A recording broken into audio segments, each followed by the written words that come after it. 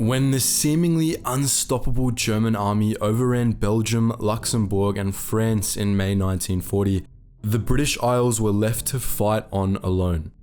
For her salvation, Britain looked across the Atlantic in the hope that the new world would come to the aid of the old. But the Americans weren't interested.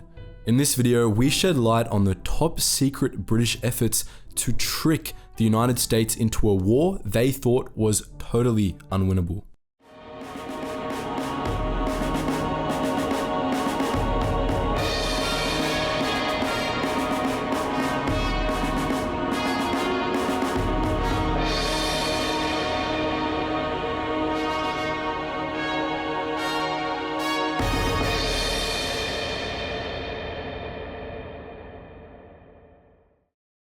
Between the 18th and 23rd of May 1940, the advisory company Gallup ran a nationwide poll to test American public opinion on entering the war in Europe.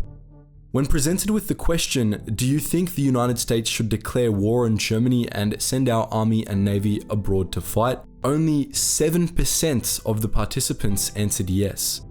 Nowadays, we might be surprised that the US wasn't interested in global affairs, but the balance of power looked a lot different in the 1930s. Memories of the Great War were still fresh, and the lingering impact of the Great Depression was still being felt. Many believed the country was only just getting back on its feet and needed some serious me time to get things straight. A combined conservative and progressive lobby group called the Isolationists championed this view. They faced no concerted opposition, and their America First messages quickly became the dominant voice in the media. With the heroic figure of Charles Lindbergh, the first man to fly solo across the Atlantic, at its head, the Isolationists had some serious public appeal. To lead the top secret charge against Lindbergh and the Isolationists, British intelligence service MI6 employed another pilot, William Stephenson. Described as a short, quiet man, Stephenson had shown incredible skill and courage while serving with the Royal Flying Corps during the Great War. After the war, he became a businessman, and his investing contacts in European heavy industry tipped him off regarding Hitler's secret military rebuilding program. By June 1940, Stephenson had been spying for the British for 4 years. He was trusted and capable, so Winston Churchill gave him his toughest task yet. The goal was to make the American people sympathetic to war, but before the Brits could do that, they had to influence the leaders. Stephenson, who very quickly became a close advisor to the president, suggested that Washington create an intelligence service modeled closely after the British MI6. President Roosevelt was keen on the idea and appointed Stephenson's mate, William Wild Bill Donovan, as the first US intelligence chief.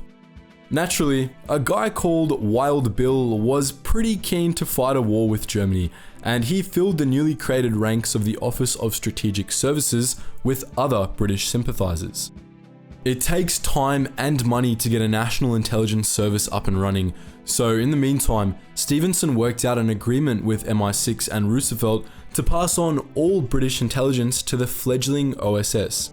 He promised the Americans wouldn't be left in the dark about anything the British were up to. From the outset, it seems like Stephenson and MI6 were just doing the Yanks a favor, but their kind offer had a more sinister purpose. Unbeknownst to the Americans, the intelligence Stephenson was providing the OSS had been strategically selected. Reports showing military blunders made by the Wehrmacht were placed front and center, along with reports detailing the small victories made by Britain or resistance fighters. Intelligence concerning impressive German military industrial production or the prowess of the German military in battle was deliberately obscured. When the president and other key political figures were presented with the intelligence reports, the first thing they saw was British intel, now rebranded as unbiased OSS intel, telling them that Nazi Germany wasn't the unstoppable war machine it seemed to be, but a regime that could be defeated. With the president now reading his carefully laid out intel reports, Stephenson moved on to a public campaign. His unit, British Security Coordination or BSC, paid editors to run news stories describing daring British commando raids. All of these stories were fake. It was clever propaganda to convince the American people that the Germans could be stopped and that the British were still fighting back. One of these made-up articles reads, British parachutists were dropped at Berwick-sur-Mer airfield armed with Tommy guns and grenades. They overpowered the airport guards, demolished the control tower, captured 30 unsuspecting Nazi pilots, and blew up a number of grounded warplanes.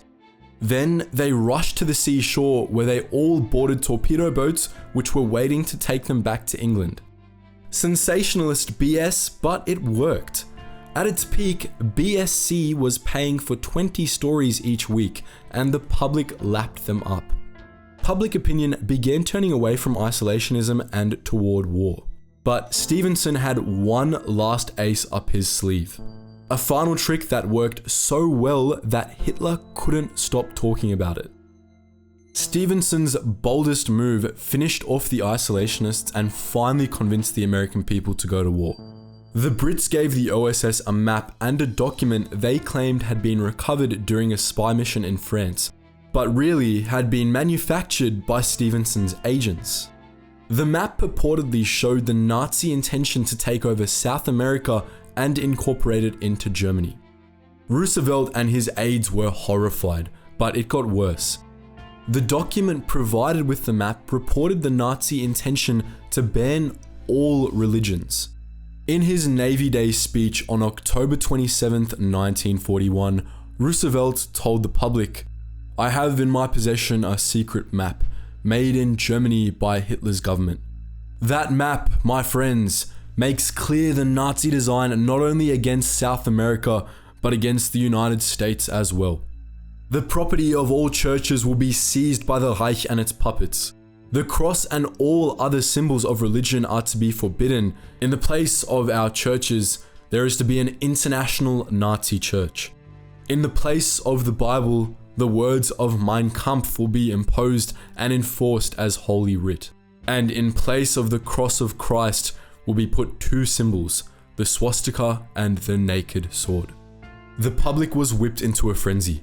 Not only were the Germans planning to invade South America, but they were going to outlaw Christianity too. It didn't matter that the German government called the documents forgeries of the crudest and most brazen kind, nor that German conquest of South America was utterly absurd. No one was listening to them anymore, and the people of the United States were ready to go to war.